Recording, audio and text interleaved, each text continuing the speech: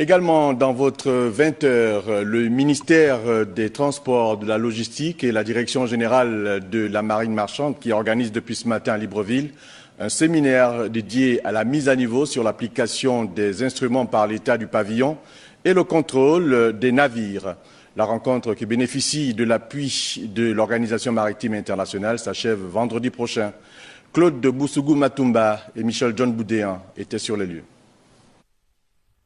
Donner les outils de base d'une administration maritime moderne et sérieuse, tels sont les principaux enjeux de cette rencontre qui met à contribution plusieurs experts dans le but de renforcer les capacités des agents de la Direction générale de la Marine marchande. C'est un séminaire qui va nous aider à asseoir davantage nos compétences. C'est un séminaire qui constitue pour certains d'entre nous le moyen aussi de découvrir et de mieux s'organiser de manière à ce que notre fonctionnement en général au niveau de la Direction générale de la Marine marchande soit efficace et efficient.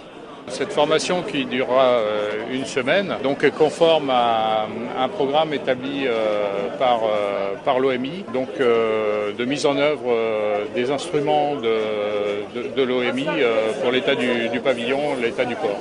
Cette formation sur la mise en œuvre des instruments de l'Organisation maritime internationale est la première étape d'une longue phase qui mène à une gestion stable et fructueuse d'une administration maritime.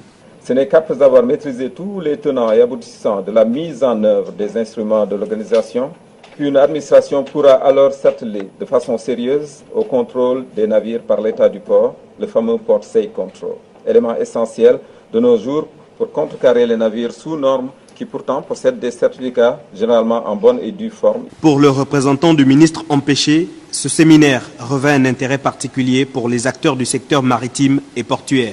Cette préoccupation revêt un caractère impérieux, d'autant plus qu'elle intègre le vaste programme de réforme économique dénommé Plan stratégique Gabon émergent, élaboré depuis son accession au pouvoir par le président de la République, chef de l'État, son Excellence Ali Bongo Ondimba.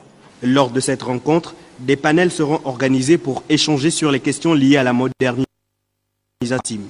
Et tout de groupe a mis un terme à cette cérémonie d'ouverture.